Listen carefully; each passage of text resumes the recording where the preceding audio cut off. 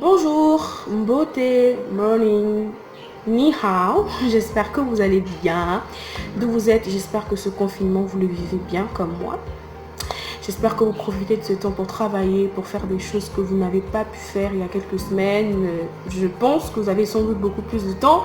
Et donc, il n'y a pas d'excuses. Vraiment pas. Vraiment pas d'excuses.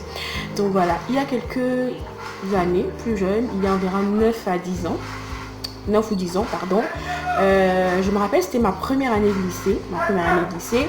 Et là, j'étais entourée de personnes qui n'avaient pas le même quotidien que moi. J'étais entourée de personnes totalement, mais alors là, totalement opposées de moi. On ne partageait pas les mêmes, les mêmes rêves, on n'avait pas les mêmes objectifs, on ne voyait pas les choses pareilles. Bref, on était juste complètement opposés. Et à un moment, j'ai commencé à me sentir comme, vous voyez, la petite boule rouge entre toutes les boules vertes ou la petite boule bleue entre toutes les boules rouges là. Genre, je me sentais vraiment pas à ma place, je me sentais pas à ma place. Et là, il y a eu comme une envie de m'intégrer, de me faire une place, d'appartenir à un groupe. Et je vous assure, en un claquement de doigts, je suis passée de Sephora Antonella, genre 2 mois, à la jeune fille qui voulait impérativement être appréciée, qui voulait impérativement être vue, mais être vue de façon à ce que les gens disent waouh, c'est une jeune fille bien, c'est une jeune fille gentille, elle est comme nous.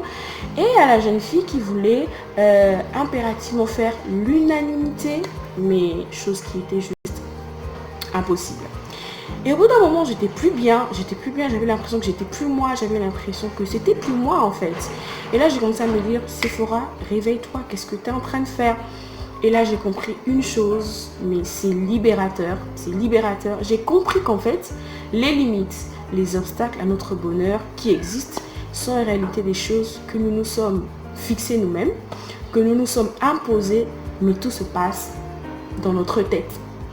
Et là, j'ai compris qu'on peut être à la fois son meilleur ennemi, comme on peut être à la fois son meilleur allié.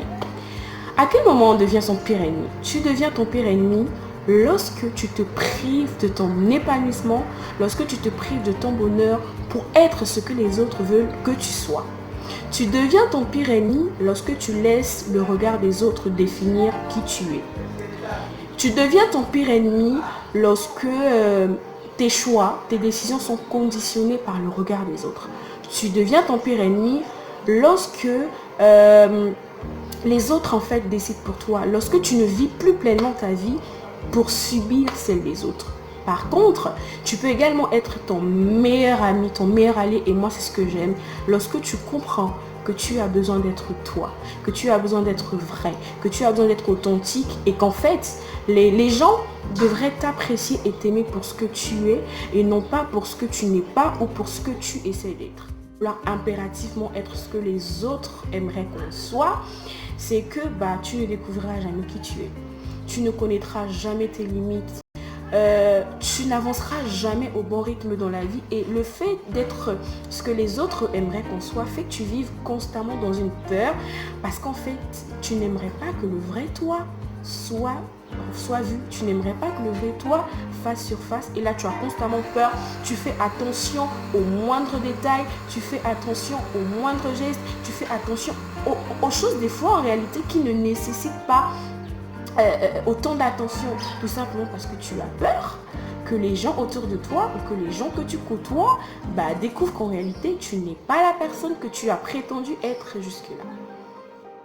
Émotionnellement, essayer d'être quelqu'un d'autre te fait dépenser tellement de temps, tellement d'énergie, alors que ça aurait pu être un temps ou une énergie que tu aurais pu utiliser pour faire quelque chose de beaucoup plus productif, pour te construire, pour bâtir ta vie, pour avancer, pour faire des choses qui auraient vraiment été bénéfiques. Et par là, j'aimerais dire que sois fier de ce que tu es, sois fier de ce que tu es, sois fier des qualités que tu as et même des défauts qui sont propres à toi. Parce que c'est ce qui fait que tu sois vraiment toi. Mais cela n'exclut pas le fait qu'il faut que tu profites du temps que Dieu te donne chaque jour pour travailler afin de devenir meilleur. Mais tout au moins, sois toi, sois vrai et n'essaie pas d'être quelqu'un que tu n'es pas.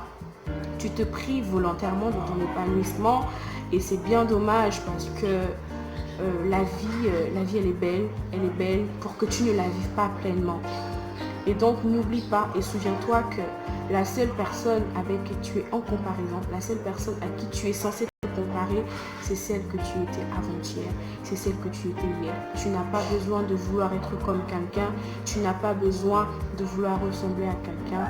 Sois entier, sois vrai et sois simplement toi.